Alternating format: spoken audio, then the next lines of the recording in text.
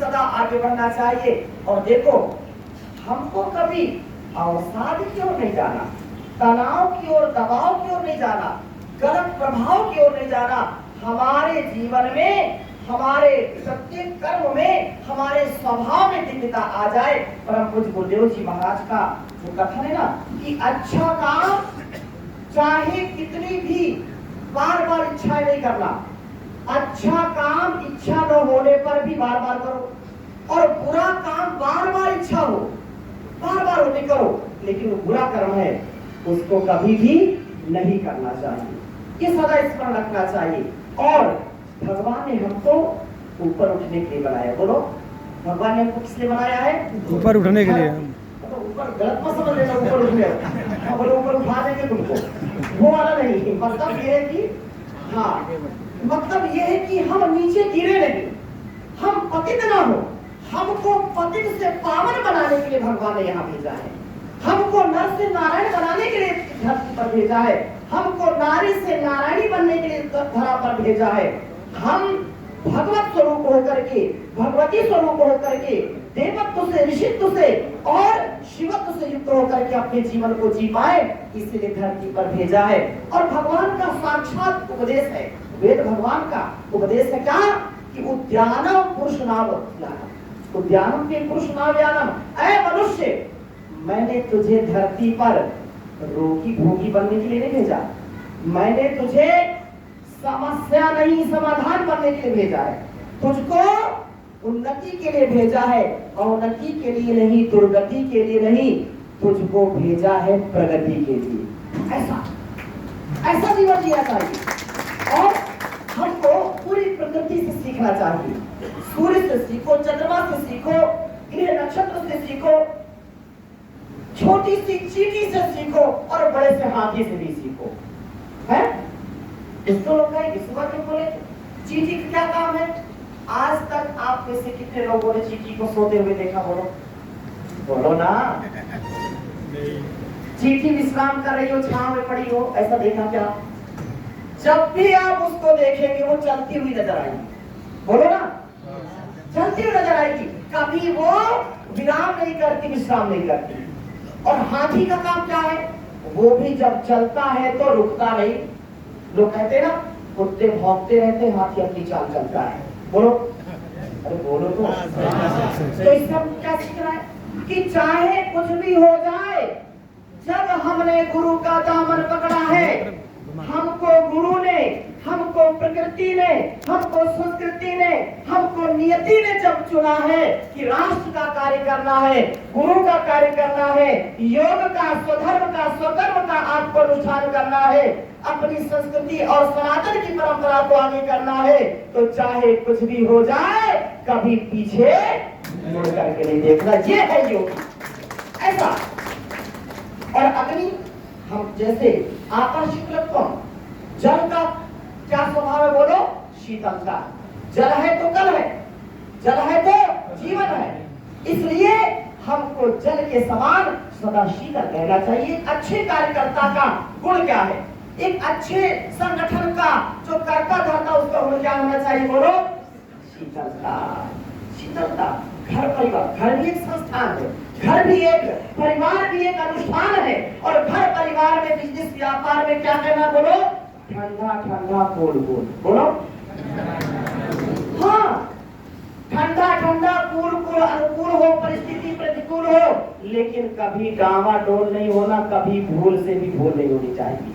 यही अनुशासन है, यही योगी का कर्म है। मेरे साथ बोलिए, सिर पर बर्फ, मुंह में शक्कर, दिल में आग, पैर में चक्कर, चक्कर में पड़ गए। हाँ, गति। 4 चीज बोली फिर से। पहला, दिल पे बर्फ, मुंह में, दिल में, पैर में। हाँ, एक सच्चे योगी का, कर्म योगी का, अपने घर परिवार का, संसार का उद्धार करने वाले व्यक्ति का यह गुण परम होना चाहिए। इसी में सब कुछ छिपा हुआ है। हमारा मन कभी डामाडोल ना रहे तो प्रेजेंट बॉडी अपसेट माइंड, कभी आउट ऑफ कंट्रोल हो जाते हैं, कभी बीपी हाई हो जाता है। ऐसा कभी नहीं होना चाहिए। योगी का स्वभाव कभी भी दुर्भाव में नहीं होना चाहिए, स्वभाव में होना चाहिए, अध्यात्म में होना चाहिए। और बुज़दिल नहीं बन करके जीना, खुश दिल बन करके जीना। बोलो, खुश दिल बन के, हाँ, आनंद के साथ जीना। और ऐसा सिर पर बर्फ का मतलब थोड़ी कि सिर पर बर्फ की सिल्ली लेकर के टहलेंगे, हाँ? मतलब हमेशा भगवान शिव के माथे पर क्या शोभता है? चंद्रमा। तो चंद्रमा के समान धवन और शीतल होना चाहिए हमारा स्वभाव, हमारा चरित्र बिल्कुल धवन होना चाहिए। और मुंह में शक्कर, मधुरता होनी चाहिए। सत्यम वद धर्मम च, याद रखना, कुदरत को ना पसंद है सख्ती जुबान में। क्या बोला? कुदरत को ना पसंद है सख्ती जुबान में, और शायद इसीलिए नहीं बनाई हड्डी जुबान में। अगर हड्डी होती तो ये बोल पाती क्या? लेकिन इतनी लचीली है, ये तो इतनी रसीली है। तो ऐसा स्वभाव हमारा होना चाहिए कि सबसे मीठी वाणी बोल, यही भेंट अनमोल, न किसी को कभी भी तू सताना रे। ओ लेके जग से बुराई मत जाना रे, करना सेवा सत्कार, करना सबसे तू प्यार, लेके जग से बुराई मत जाना रे।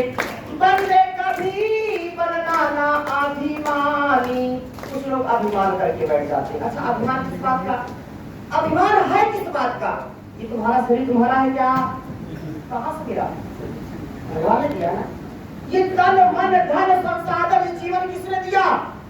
भगवान ने दिया। तो अहंकार किस बात का है? याद रखना, तेरे जैसे लाखों आए, लाखों इस माटी में समाए, मेरे जैसे लाखों आए, लाखों इस माटी में खाए, रहना नामो निशान रे बंदे, मत कर तू अभिमान रे बंदे, समय बड़ा बलवान रे बंदे, झूठी तेरी शान रे बंदे, बहुत काम पर जीवन थोड़ा, उस पर मन का चंचल घोड़ा। ये मल्लू का पट्टा है।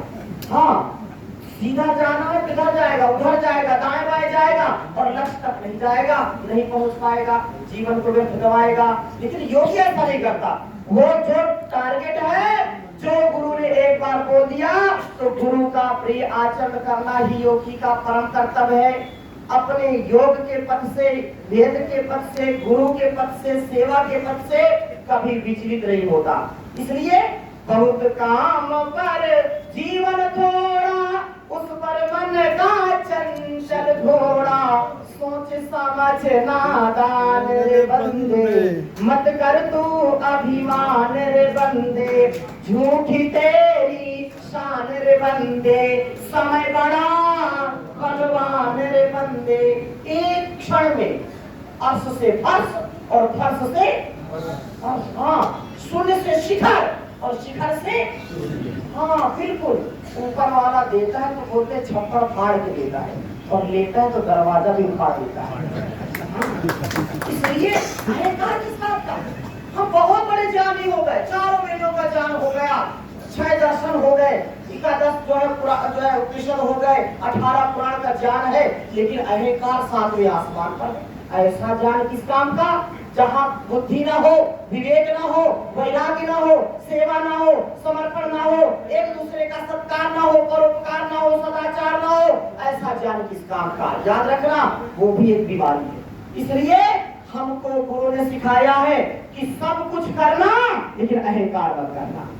सब कुछ होना चाहिए, लेकिन दुर्भावना से बचना चाहिए, किसी के प्रति दुर्भावना नहीं। तो पतंजलि परिवार, पतंजलि यह योगी परिवार, जहाँ पर परस्परता है, विनम्रता है, समता, ममता, क्षमता के साथ जीवन को जीते हैं। इसलिए हमको ऊपर जाना है तो क्या लेके जाना है? बोलो, ऊपर जाएंगे तो क्या लेके जाएंगे?